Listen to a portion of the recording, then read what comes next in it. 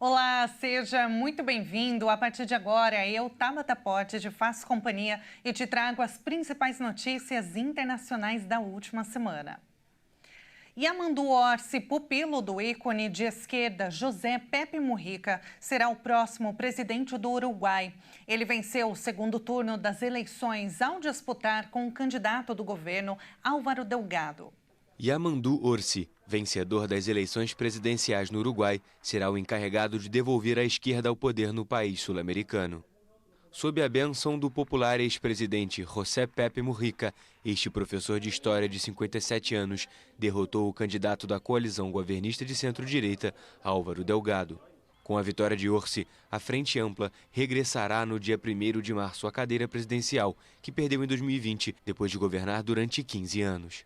Mujica, um líder de esquerda que presidiu o Uruguai de 2010 a 2015, apoiou Orsi como seu herdeiro político, destacando as suas capacidades como negociador e garantindo que compreende o país urbano e o país rural.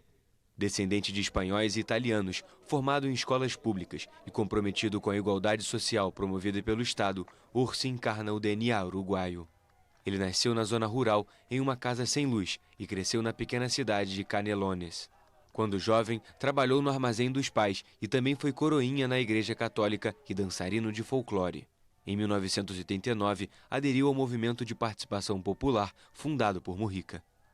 Em 1991, formou-se professor de História e lecionou em escolas secundárias do interior até 2005, quando iniciou sua carreira no governo de Canelones, primeiro como secretário-geral da comuna por quase uma década e depois como prefeito por 2 mandatos.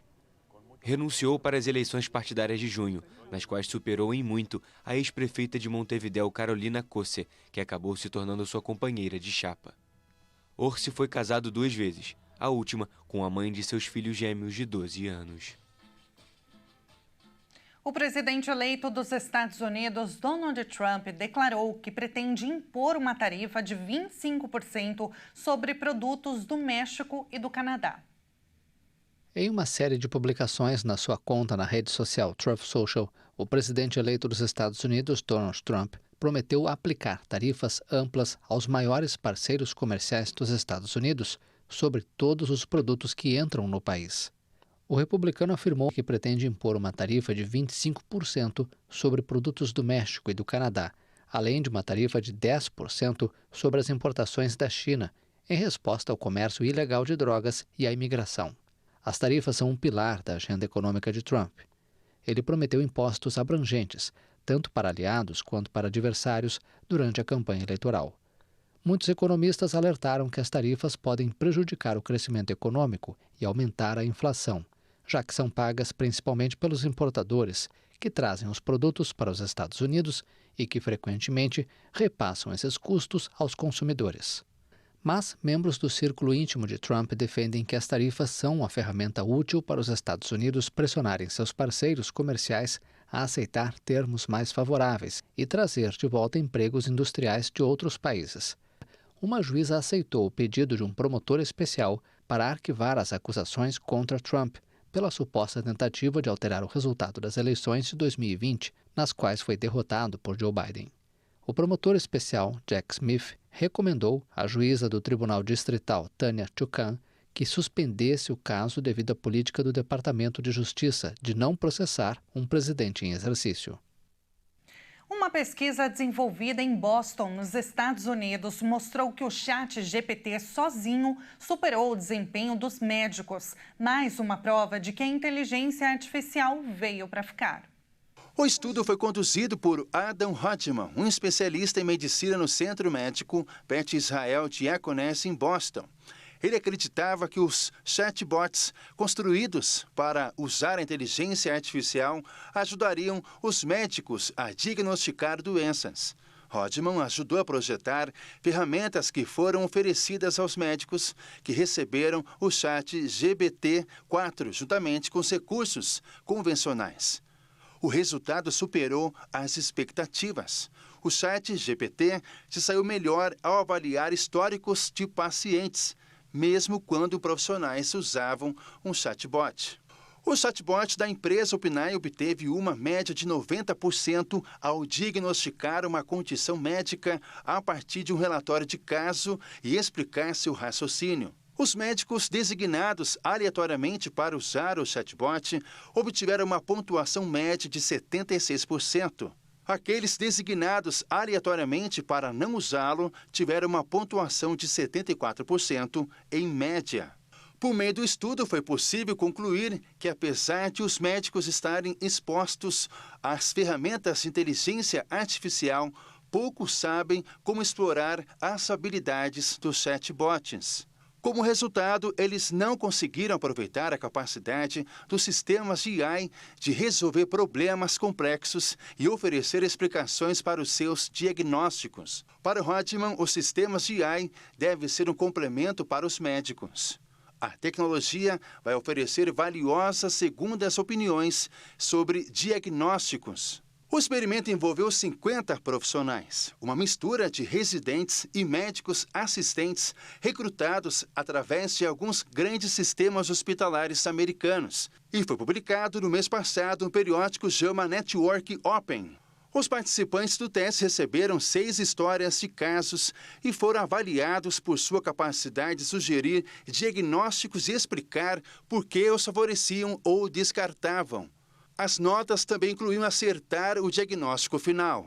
Os avaliadores eram especialistas médicos que tiveram acesso apenas às respostas dos participantes, sem saber se era de um médico com ChatGPT, um médico sem a ferramenta ou do ChatGPT sozinho. As histórias de casos usadas no estudo eram baseadas em pacientes reais e fazem parte de um conjunto de 105 casos que têm sido usados por pesquisadores desde a década de 1990. Os casos intencionalmente nunca foram publicados para que estudantes de medicina e outros pudessem ser testados sem nenhum conhecimento prévio. Isso também significa que o ChatGPT não poderia ter sido treinado com eles. Não é de hoje que pesquisadores tentam utilizar a tecnologia para fazer diagnósticos. A busca começou há cerca de 70 anos. Uma das tentativas mais ambiciosas foi na década de 1970 na Universidade de Pittsburgh. Cientistas da computação recrutaram Jack Mears, presidente do Departamento de Medicina Interna da Escola de Medicina, conhecido como o mestre em diagnósticos. Ele tinha uma memória fotográfica e passava 20 horas por semana na biblioteca médica tentando aprender tudo que era conhecido em medicina. Mears recebeu detalhes médicos de casos e explicou seu raciocínio enquanto ponderava diagnósticos. Os cientistas da computação converteram suas cadeias lógicas em código. O programa resultante, chamado Internet-1, incluía mais de 500 doenças e cerca de 3.500 sintomas de doenças. O computador se saiu muito bem, afirmou Hodgman. A performance da máquina foi provavelmente melhor do que um ser humano poderia fazer. Mas o Internet-1 nunca decolou. Era difícil de usar, exigindo mais de 1 hora para fornecer as informações para fazer um diagnóstico. Seus criadores observaram que a forma atual do programa não era suficientemente confiável para aplicações clínicas. Os anos passaram e junto foram desenvolvidos modelos de linguagem como o ChatGPT. Na opinião de Jonathan Shin, médico e cientista da computação, Stanford, que foi autor do novo estudo, a interface do chat é um aplicativo sensacional. Segundo ele, hoje é possível inserir um caso inteiro no computador. Até alguns anos atrás, os computadores não entendiam linguagem. Hoje, eles não fazem uma tentativa explícita de replicar o pensamento de um médico. As habilidades de diagnóstico de uma máquina vêm de sua capacidade de prever a linguagem, o que é surpreendente. Uma mulher é assassinada pelo parceiro ou por um parente a cada 10 minutos no mundo, um nível alarmante de mortes que poderia ter sido evitado. O dado faz parte de um relatório da ONU.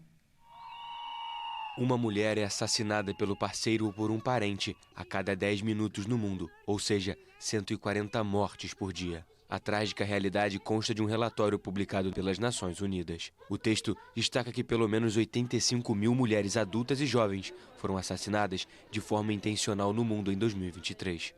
A pesquisa garante que um nível alarmante de mortes poderia ter sido evitadas. O relatório do Escritório das Nações Unidas sobre Drogas e Crimes diz que os lares continuam sendo o lugar mais perigoso para as mulheres. Cerca de 60% delas foram vítimas de seus maridos ou outros membros da família. Um fenômeno que atravessa fronteiras e afeta todas as classes sociais e faixas etárias. O Caribe, a América Central e a África são as regiões mais afetadas à frente da Ásia. Nas Américas e na Europa, os feminicídios são cometidos majoritariamente pelo parceiro, enquanto no resto do mundo, outros membros da família são os mais envolvidos nos crimes. Muitas vítimas sofreram violência física, sexual ou psicológica antes de morrer. E apesar da figura feminina estar alcançando novos espaços a cada ano, existem lugares no mundo onde a realidade é totalmente diferente.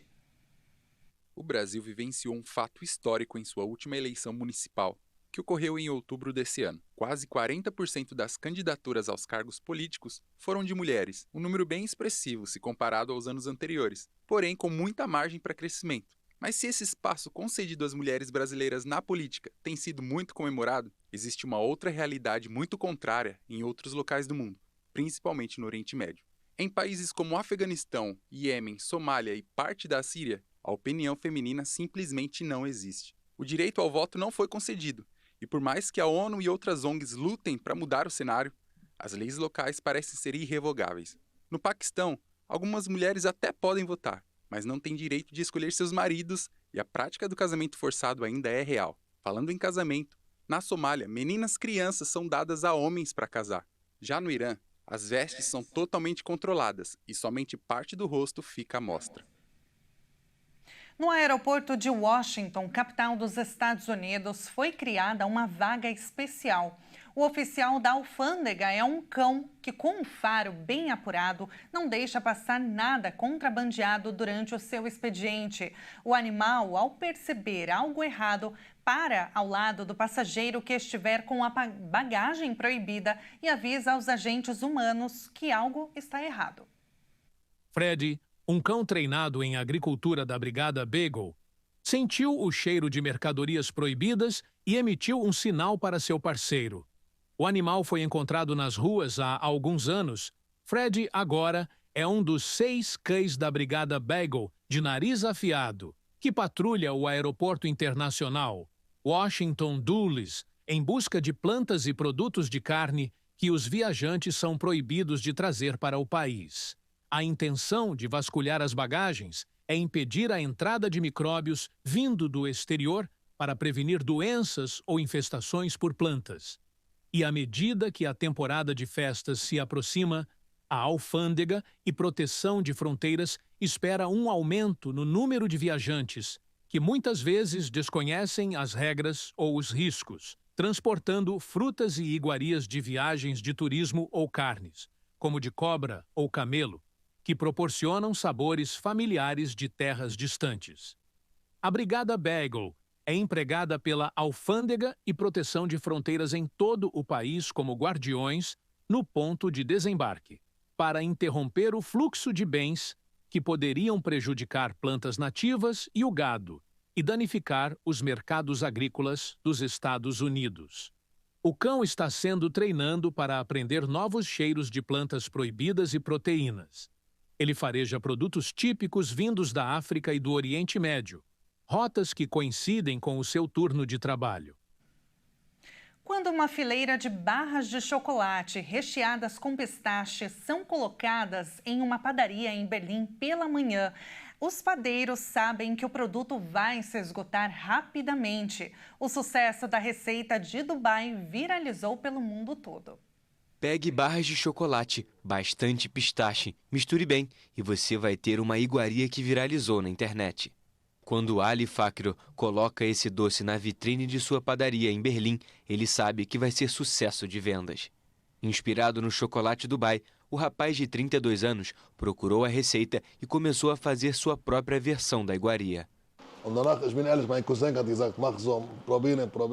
Eu vi tudo sobre o doce no TikTok por alguns meses, então meu primo disse para eu mesmo tentar fazer. Comecei com 20 barras e fiz um anúncio no TikTok para o chocolate que logo esgotou. No dia seguinte, fiz outras 50, que acabaram rapidamente, e então fiz outro vídeo. Todo mundo ficou ligando pedindo as barras de chocolate do Dubai. A barra de chocolate recheada com creme de pistache foi inventada em 2021 pela empreendedora de origem egípcia Sarah Hamouda, que mora em Dubai. A guloseima se tornou viral quando a influenciadora culinária do TikTok, Maria Verrera, postou um vídeo comendo uma barra, que acabou visto por mais de 100 milhões de pessoas. Comprei e vou para casa dividir com meus avós. Os alemães têm se esforçado para conseguir as barras vendidas por mais de 100 euros na internet. Quando o fabricante suíço Lindt lançou a própria versão do doce na Alemanha, os clientes fizeram fila por horas no frio. A combinação é muito mais cara do que um chocolate comum, mas não parece desanimar ninguém. Esperei 10 horas, estou aqui desde meia-noite só para provar o chocolate. A barra custa 15 euros, mas pode ser vendida por quase 100 euros ou 50 euros. Há muitas ofertas no eBay por até 300 euros. Realmente nem tudo que reluz é ouro. E o chocolate confirma que pode ser uma iguaria preciosa. Que delícia, hein? E esta edição fica por aqui. Muito obrigada pela sua companhia. Mais notícias você acompanha ao longo da nossa programação. Até mais.